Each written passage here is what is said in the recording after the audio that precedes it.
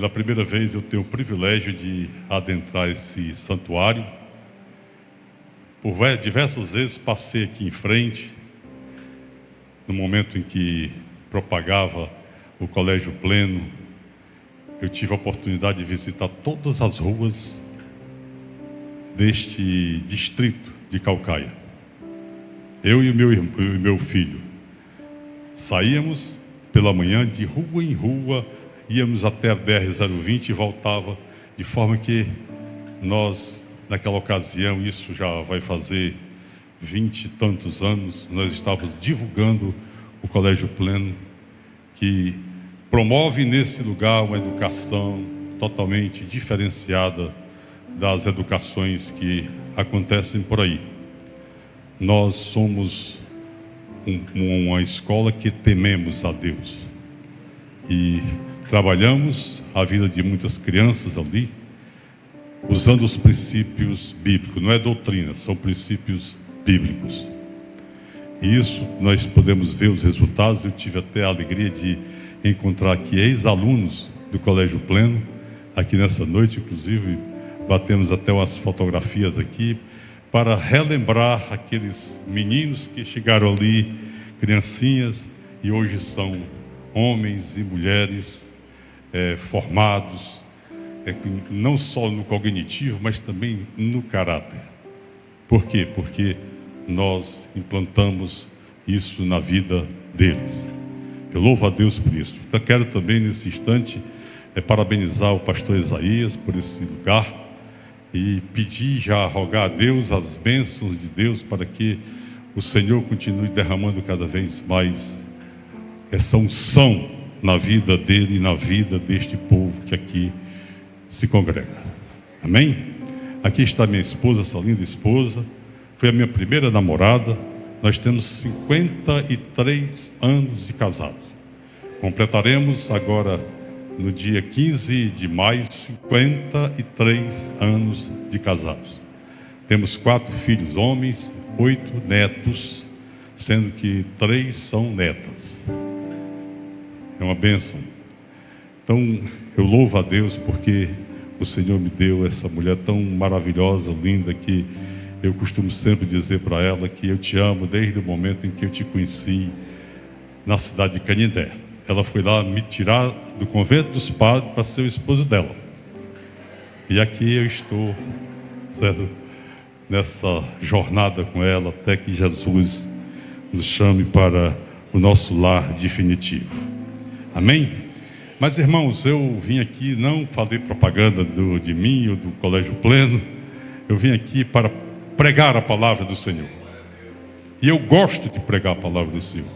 Se existe algo na minha vida que me empolga, é quando eu estou pregando a palavra do Senhor. Quer em congregações, quer de forma individual. Porque corre dentro de mim esse sangue nas minhas veias de falar a palavra de Deus, porque a palavra de Deus, ela determina a eternidade da pessoa. E nós já estamos vivendo a eternidade. Nós estamos todos dentro da eternidade. A eternidade não tem limite. Quando nós chegamos a este mundo, trazidos pela própria vontade de Deus, usando a instrumentalidade de nossos pais, nós entramos na eternidade e a partir desse momento nós estamos numa jornada em busca do nosso lar, que também se encontra na eternidade. Eu costumo sempre, ontem mesmo eu estava na cidade de Guaramiranga. Quando foi no sábado, nós fomos lá num restaurante. Fomos os últimos clientes a ser atendidos. E quando chegou lá, tinha o dono do restaurante, a sua esposa, e chega uma pessoa, e ali então, eu perguntei para essa pessoa: você já é salvo? Ele foi e olhou assim para mim e disse: não sei nem o que é isso. Pois você vai saber a partir de agora. E então eu preguei a palavra para aquele homem e para aquela mulher, e tive a alegria de ver e dizer: eu aceito Jesus como meu Senhor e Salvador da minha vida.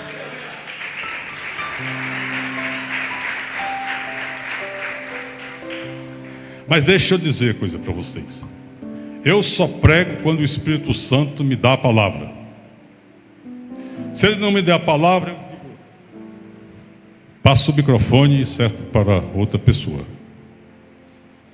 E ao ser convidado honrosamente pelo nosso querido presidente, pastor Rodrigo, para trazer essa palavra nessa noite, eu estive orando nas madrugadas, como é costume, 3 horas da manhã, orando e dizendo: Espírito de Deus, qual é a palavra que tu queres que eu traga nesta noite para ministrar à tua igreja? E confesso aos amados irmãos que o Espírito Santo me deu uma palavra que diz muito respeito àquilo que nós estivemos comemorando nessa semana, que foi a morte, o sepultamento e a ressurreição de nosso Senhor e Salvador Jesus Cristo. E a palavra que o Espírito Santo me trouxe foi aquela que Jesus Cristo, ele ministra aos 2 discípulos que estavam indo embora, decepcionados, na estrada de Emaús. E eu gostaria de ler aqui o texto. Eu peço à igreja desse instante que se põe em pé, e nós vamos ler do capítulo 24 do livro de Lucas, capítulo de número 24, verso 13 até o verso de número 32. Eu sei que Deus vai falar com você nessa noite, e Ele quer falar com você de forma tal que abra o seu coração. Não se sinta aqui como alguém que veio numa segunda-feira, adentrou este lugar e depois diz assim: olha, eu perdi meu tempo. Não. O Espírito Santo nos trouxe dessa noite porque Ele tem algo a transmitir para cada um de nós.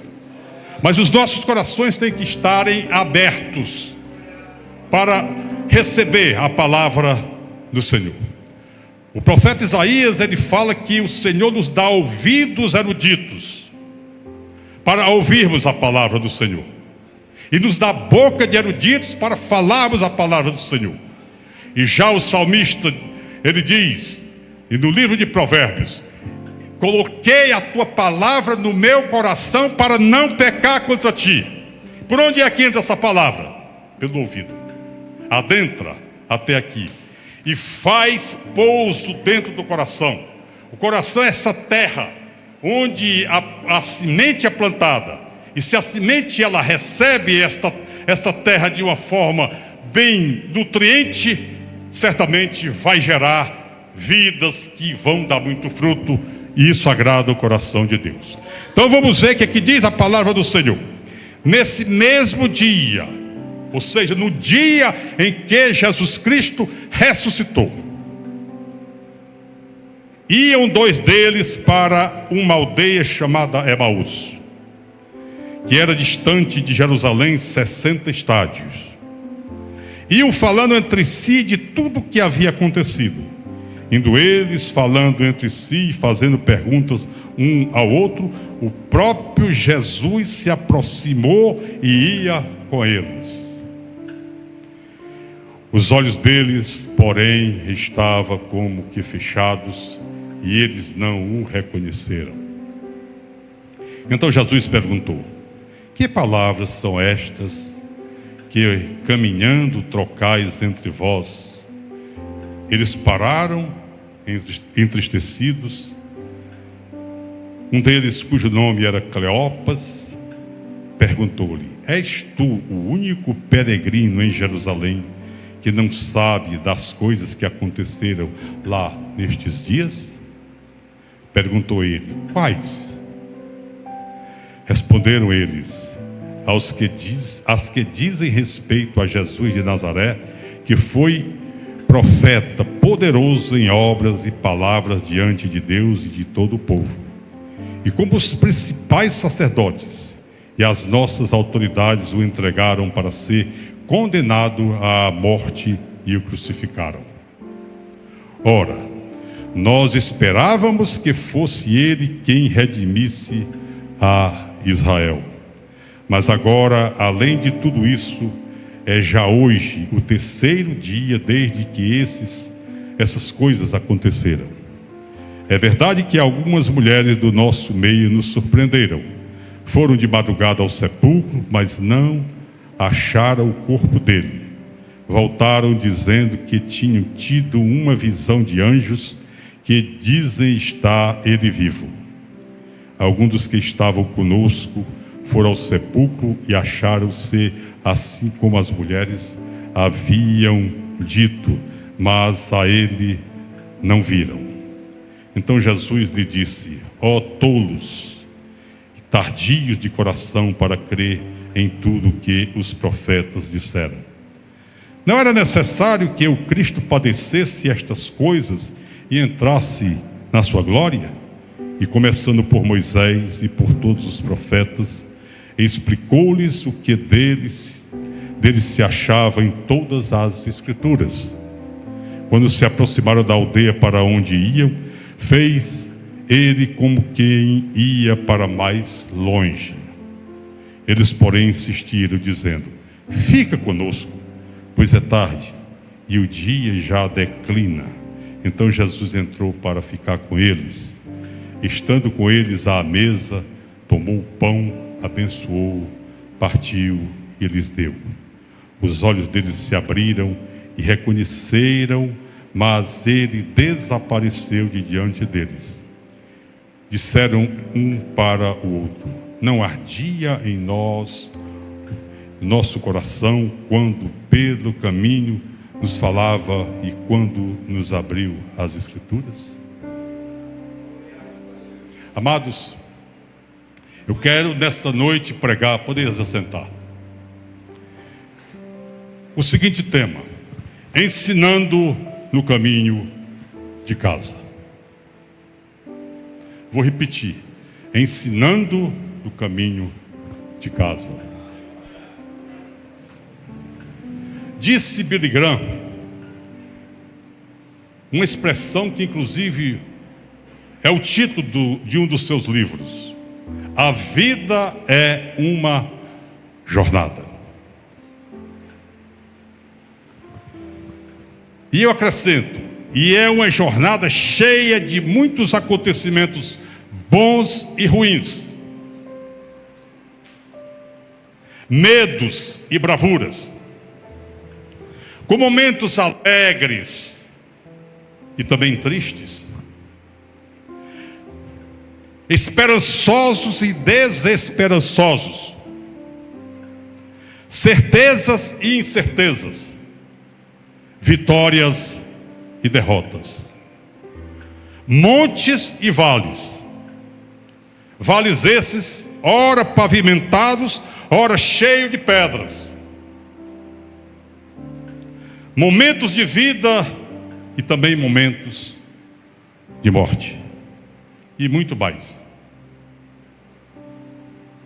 Assim é a jornada da vida. Jó, o homem mais paciente que existiu na terra, dentro do seu período de sofrimento, de tribulação, de angústia, ele disse, ele gritou: porque se dá vida àquele cujo caminho é oculto, e a quem Deus fechou as saídas. E aí ele chega à seguinte conclusão: não tenho paz, nem tranquilidade, nem descanso, somente inquietação. Isso está escrito no livro de Jó, capítulo de número 3, verso 23, verso de número 26. Entretanto, meus irmãos, nunca ocorre e ocorrerá estarmos sós na jornada da nossa vida. Deus sempre estará conosco. Deus sempre estará com você. Deus sempre estará com a igreja. Deus sempre estará com o seu lar, com a sua casa. Ele mesmo disse: e certamente eu estou convosco todos os dias, até a consumação do século. Que promessa extraordinária! É você saber que na sua jornada você não está só. O Todo-Poderoso está junto de ti, te acompanhando. Caminha nos seus passos. Ele te segura na mão quando precisa essa tua mão ser segurada. Ele te põe nos braços quando é preciso pôr você nos braços. Também Ele nos segura no momento em que vai cair no precipício.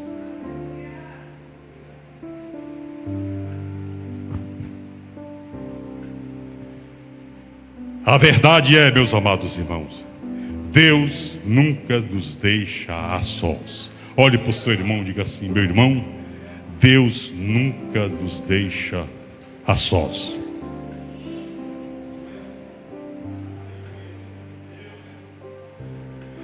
Eu vou mostrar dentro de algumas passagens da palavra de Deus, rapidamente, isso que eu estou afirmando nesse instante, que Deus não nos deixa sós. Jacó, indo para a terra onde Abraão nasceu, ele teve aquela visão extraordinária daquela escada que ligava o céu à terra. Ele estava dormindo.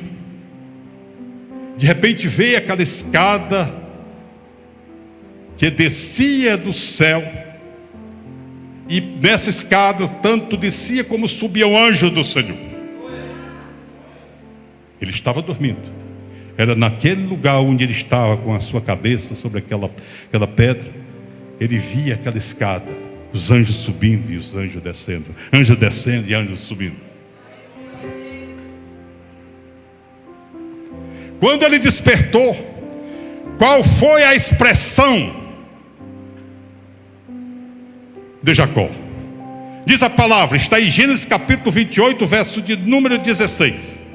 Despertando Jacó do seu sono, disse: na verdade o Senhor está neste lugar e eu não sabia. Meus amados, muitas das vezes nós não nos apercebemos de que o Senhor está neste lugar e nós não nos apercebemos. Aqui nesta noite eu estou falando para alguém que está dizendo: onde tu estás, Senhor? E você não está sabendo que, como Jacó viu aquela escada que ligava o céu à terra, o Senhor está ali contigo, por causa do grande amor que Ele tem por você, pelo carinho que Ele tem por você, pelo desejo que Ele tem de ver você usufruir da vida à abundância.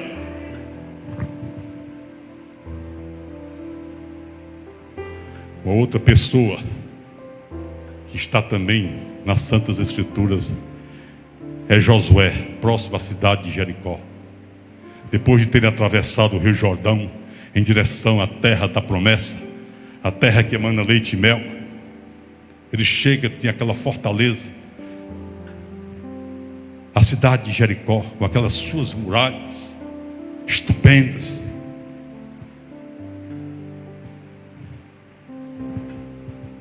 Eu posso até dizer uma coisa para vocês. Eu tenho a impressão que naquele momento Josué, ele teve medo. Quando ele viu aquela fortaleza.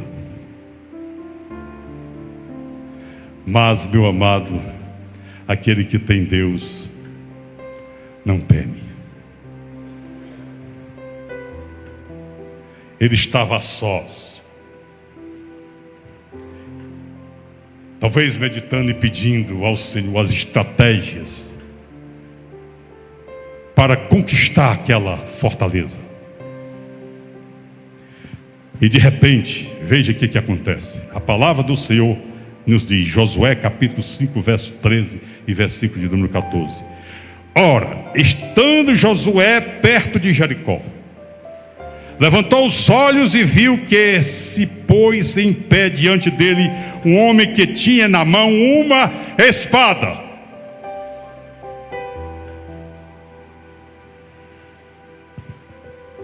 Chegou-se Josué a ele e perguntou: és tu dos nossos ou dos nossos inimigos?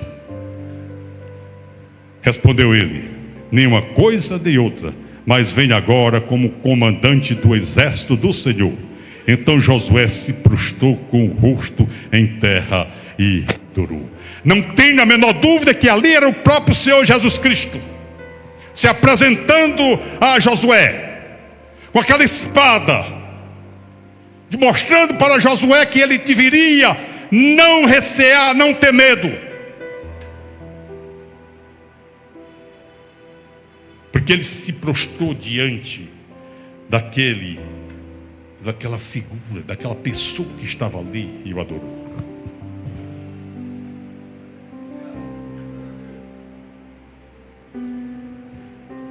Muitas das vezes, meus amados irmãos, nós tememos, e o medo faz parte da nossa defesa. Ter medo não é covardia, ter medo é um impulso que o Senhor colocou na vida dos seres humanos para fugir do perigo.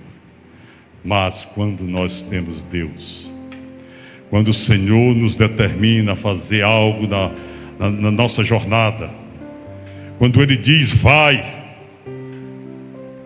saiba de uma coisa, meus amados irmãos, que o leão da tribo de Judá, a raiz de Davi, Jeová Sabaó, o Deus dos exércitos, está com você, protegendo você.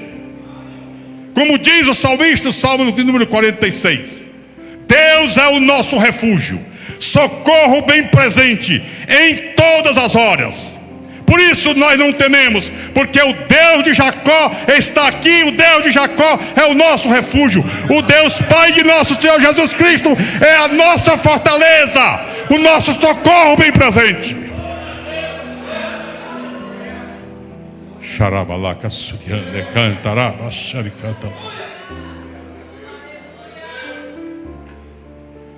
Em outra ocasião, pastor Dalmácio,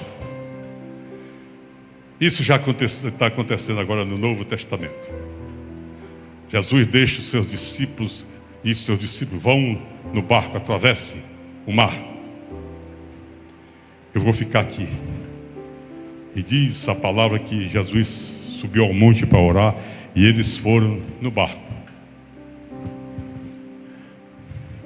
Já estavam no meio lá do mar, e de repente houve aquela tempestade que jogava o barco de um canto para o outro.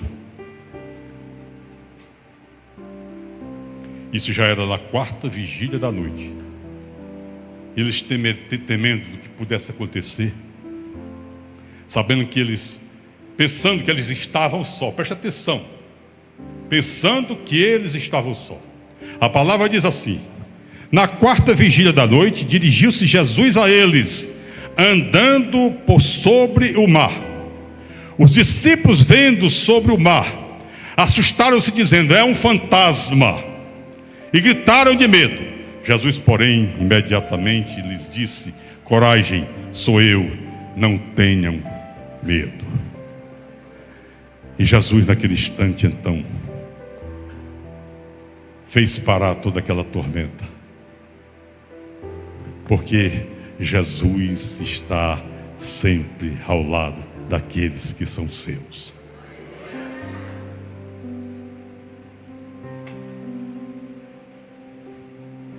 Será que eu nesta noite não estou pregando para alguém que estava se sentindo solitário, vendo a tormenta acontecer na sua vida e dizendo: o que é que foi acontecer? O que é que eu posso fazer? Eu estou perdido.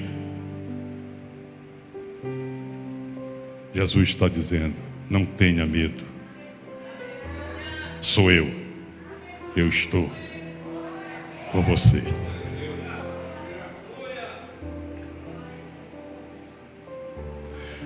O outro foi Jó, pastor Rodrigo. Jó, diante daquele sofrimento todo,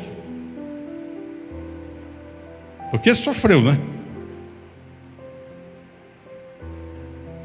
E não era sofrimentozinho, não, era sofrimento muito exagerado, porque tinha a mão do diabo, querendo de toda forma destruir a vida daquele homem piedoso. E Jó então pensou no momento em que se estava só, mas ele nunca teve só. Em todos os momentos ali estava a boa mão do Senhor guardando Jó. Embora o grande conflito que se registrava no reino do Espírito atingisse a vida de Jó aqui na terra, mas o Senhor tinha o controle na mão. E presta atenção, muitas vezes Jó olhava para um lado e não via, olhava para o outro, também não via, olhava para cima, não via, olhava para o outro lado, não via, olhava para o chão, não via. Mas ele teve uma experiência com Deus, porque foi certamente Deus que mostrou aonde Deus estava. E ele vai e escreve dessa forma aqui. Ele declara: quando ele passa por mim, não vejo. Quando ele torna a passar, não percebo. Muitas das vezes, querido, amado irmão, o Senhor está passeando ao teu lado, e você não se apercebe. Faz a volta e você não está sentindo absolutamente nada, mas Ele está ali com você, lhe protegendo, lhe guardando, lhe confortando, lhe dando força para ir mais além. Força que é essa que é muito maior do que o obstáculo. Tem gente que pede: Senhor, tira os obstáculos de mim. Isso é uma oração errada, meu irmão. Peça ao Senhor força, para que a sua força seja maior do que o obstáculo.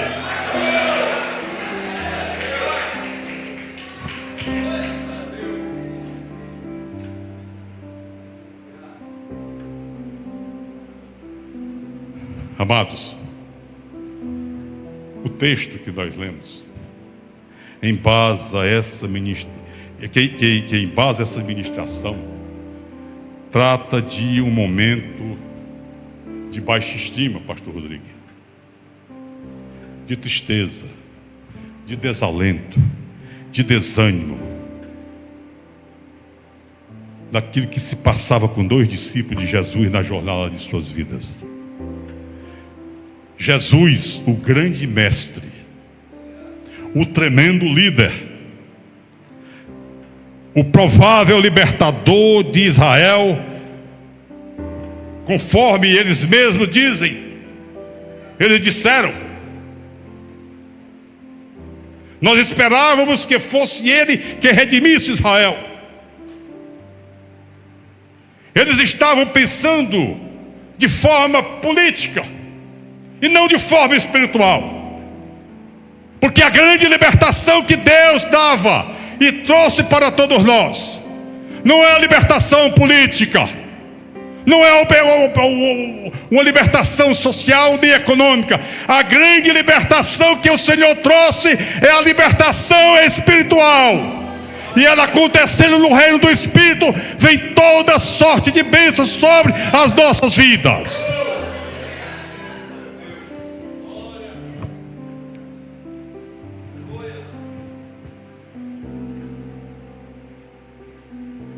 Eles estavam decepcionados. Eles retornavam para a sua casa e o que conversavam não era outro assunto senão os acontecimentos dos 3 dias que tinha acontecido: o julgamento, o sofrimento, a tortura, a crucificação de nosso Senhor Jesus Cristo, a morte de nosso Senhor Jesus Cristo, o seu sepultamento. Eles não sabiam que Jesus Cristo havia ressuscitado, embora eles tivessem recebido as informações de algumas mulheres e também de alguns outros que faziam parte do grupo de Jesus Cristo.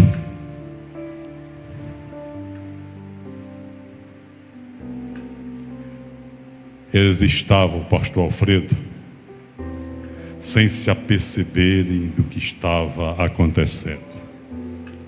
Tal qual aconteceu com Jacó, que não se apercebeu. Depois foi que ele foi entender: este aqui é o lugar onde Deus está. Como Josué e Jericó, como os discípulos no barco, como o próprio Jó, eles não estavam apercebidos do que estava acontecendo. Se não, vejamos no versículo 17 ao versículo de número 19, Jesus dialoga com eles. Isso é tremendo, irmão. Então Jesus perguntou: que palavras são essas que caminhando trocais entre vós? Eles pararam entristecidos. Um deles perguntou-lhe: és tu o único peregrino em Jerusalém que não sabe das coisas que aconteceram lá nestes dias? Perguntou ele: quais? Responderam eles: as que dizem respeito a Jesus de Nazaré, que foi profeta poderoso em obras e palavras diante de Deus e de todo o povo. Preste atenção aqui. Imagine aqui os dois andando naquela estrada que dava acesso lá a Emaús. E de repente entra um desconhecido no meio deles e começa a ouvir aquela conversa. Como era uma conversa interessante para o desconhecido, aí ele faz a pergunta: que acontecimentos houve? É Jesus provocando o diálogo. Meu amado, eu vou dizer uma coisa para você pelo Espírito Santo de Deus. Jesus sempre provoca um diálogo com você. Ele quer falar com você. Ele tem interesse em falar com você.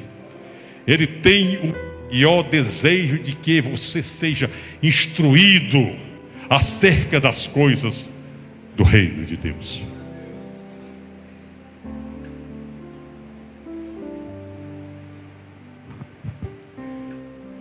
E prossegue naquela viagem. Jesus os repreendeu por sua falta de conhecimento das Escrituras. E os ensina, pastor Rodrigo. Preste atenção que aqui diz o versículo de 25 a 27. Então Jesus lhe disse: ó tolos e tardios de coração para crer em tudo que os profetas disseram. Não era necessário que o Cristo padecesse estas coisas e entrasse na sua glória? E começando por Moisés e por todos os profetas, explicou-lhes o que dele se acha em todas as Escrituras. Jesus, ele tem esse interesse de que nós dominemos as Escrituras, saibamos o que está escrito nas Escrituras.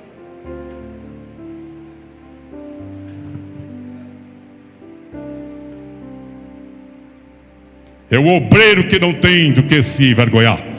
É o obreiro que maneja bem a palavra do Senhor. Não é só abrir, não. É o obreiro que tem esta palavra no seu coração, para que quando for necessário, essa palavra possa surtir o efeito que nós precisamos. Eu louvo a Deus por uma palavra que existe no livro de Hebreus: adentrando ousadamente ao trono da graça, para ali encontrar misericórdia e achar graça para o tempo oportuno. Meus amados, isso significa uma coisa: eu sempre costumo orientar a minha igreja que isso é como se você fosse lá, colocasse lá na tomada e começasse a carregar ali de misericórdia e graça.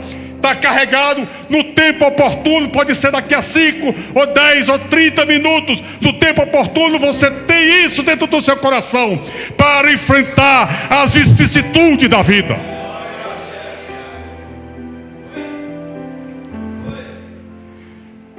Jesus passou a explicar para aqueles discípulos, porque Jesus era um mestre, era um pedagogo por excelência. Ele tinha uma didática toda especial para ensinar a sua palavra. E diz a palavra que ele começou pelos profetas, até chegar à sua própria pessoa, mostrando a eles que aquele que estava ali era o próprio Senhor, embora ele ainda não tivesse se revelado. Fosse mais à frente um pouquinho. Essa semana eu tive conversando com o pastor Mário e estava dizendo para ele da minha preocupação que, pastores, eu disse que ia pregar aquilo que o Espírito Santo de Deus me colocasse no coração. A minha grande preocupação, pastor Dalmácio, nestes últimos tantos, eu tenho 53 anos de crente, mesmo período que sou casado com esta mulher maravilhosa, linda, mas eu nunca vi na minha vida uma geração tão desinteressada pela palavra de Deus.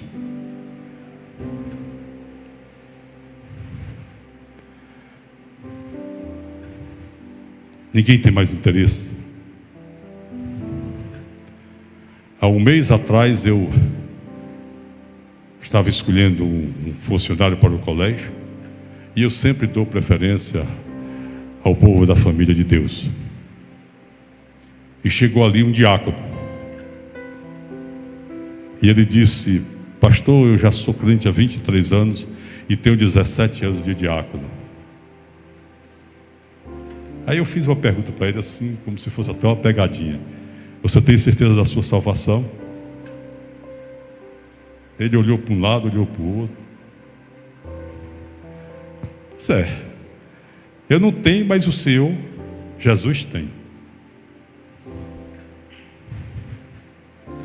17 anos de diáconos, 23 anos de crente.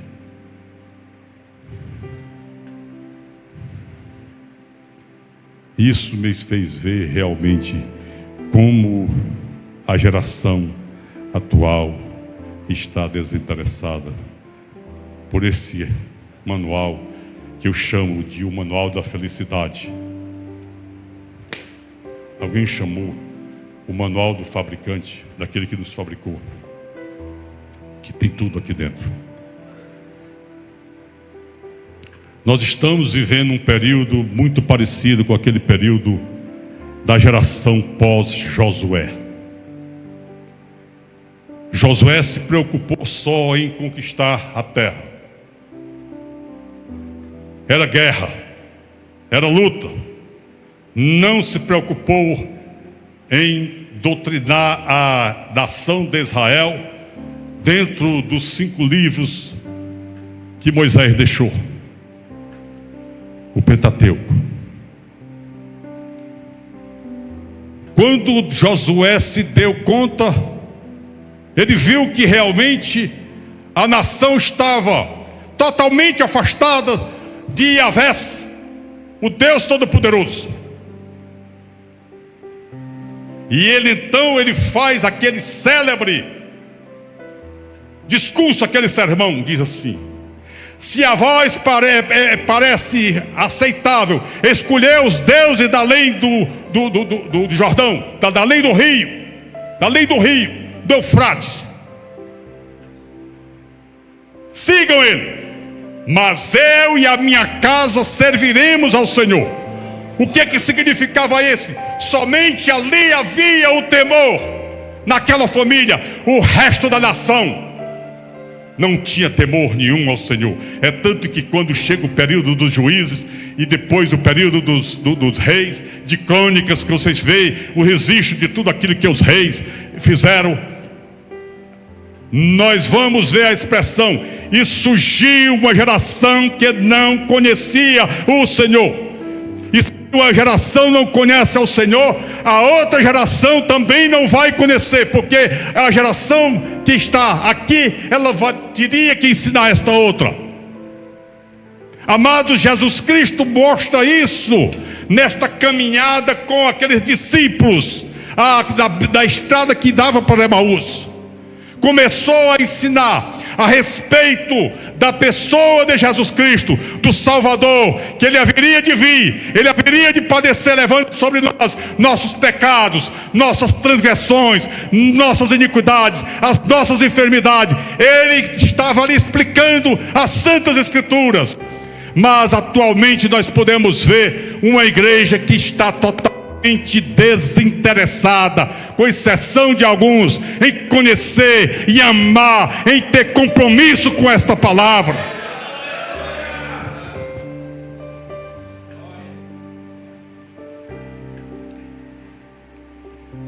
E ainda, meus irmãos, naquela caminhada, Jesus aceita o convite e participa da refeição.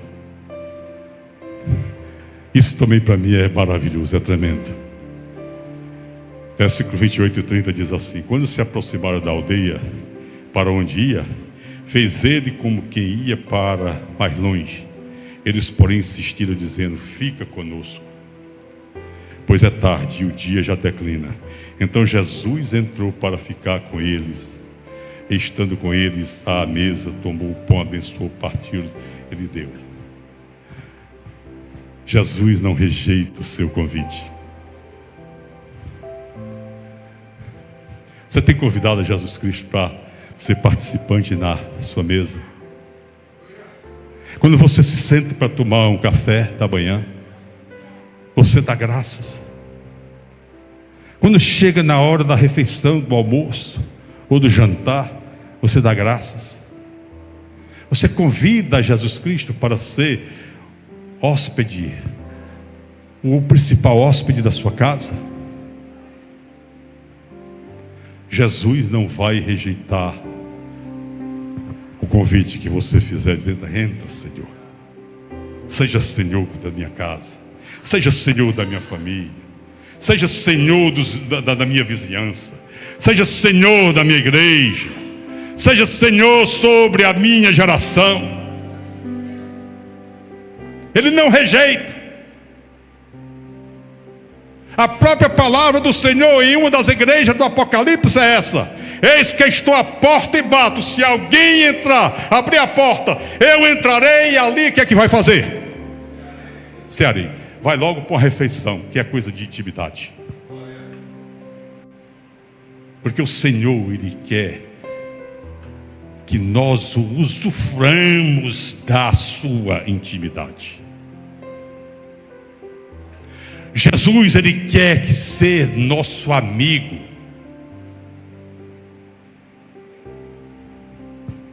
Ele quer ser seu amigo. Convida Jesus Cristo: Senhor, ser Senhor da minha casa. Entra, toma de conta de tudo. Toma de conta dos meus sonhos. Toma de conta dos meus pensamentos. Toma de conta do meu corpo, do meu espírito, da minha alma. Guia os meus passos, Senhor. Seja soberano na minha vida, na vida da minha casa, na vida da minha família. Ele jamais vai rejeitar um convite como esse. Quem sabe que nesta noite eu não estou aqui pregando para alguém que negligenciou isso, ou tem negligenciado isso, mas hoje você sai daqui fazendo este convite ao Senhor: Senhor, entra na minha vida, seja Senhor da minha vida, seja Senhor da minha casa, seja Senhor em tudo, seja Senhor das minhas finanças, seja Senhor do meu trabalho, seja Senhor da minha empresa. Seja Senhor da minha igreja.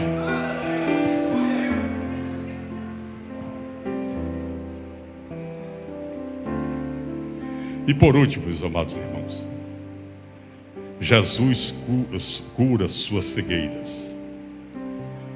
Preste atenção que no versículo de número 16, ele diz aqui uma coisa interessante: os olhos deles, porém, estavam como que fechados, e eles não o reconheceram. Então caminhava com aquele que estava ao seu lado ali, mas os olhos deles não enxergavam. E também até os próprios ouvidos deles não ouviam. Aquela voz mansa e suave de Jesus Cristo, quando ele dizia assim: vinde a mim os cansados e oprimidos, sobrecarregados, e eu os aliviarei. Eu sou o caminho, a verdade e a vida. Ninguém vem ao Pai a não ser por mim. Eles não reconheceram, nem viam e nem ouviam. E ele falava com eles. Mas, amados irmãos, quando Jesus sentou com eles à mesa, preste atenção o que aqui diz aqui a palavra: os olhos deles se abriram e o reconheceram, mas ele desapareceu diante deles.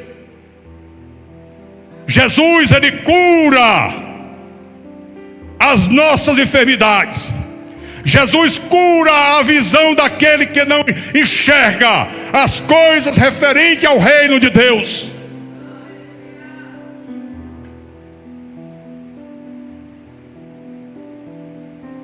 Eles estavam curados, porque Jesus é especialista nisso. O que mais o Senhor quer de todos nós é que nós tenhamos olhos para enxergar aquilo que Ele está fazendo, fará nas nossas vidas. Para isso Ele nos deu o Espírito Santo dele, que é o nosso Paráclito, que mora dentro de nós, o nosso professor, o nosso mestre, o nosso orientador, que abre os nossos olhos para enxergar e abre também os nossos ouvidos para ouvirmos a voz mansa do Espírito Santo de Deus.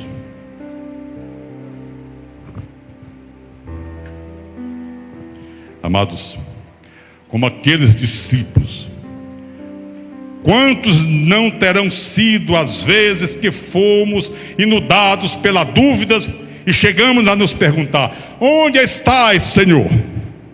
Estando Ele tão próximo de nós. Quantas vezes temos a nossa fé abalada, como ocorreu àqueles discípulos que, por desconhecimento das Escrituras, perguntavam, estando as Escrituras à nossa disposição. A verdade, meus amados irmãos, é essa: Jesus veio para estabelecer a nossa aliança com Deus e quer começar abrindo a nossa visão espiritual, a visão do reino que é eterno, dando atenção e entendimento aos ensinamentos das Santas Escrituras.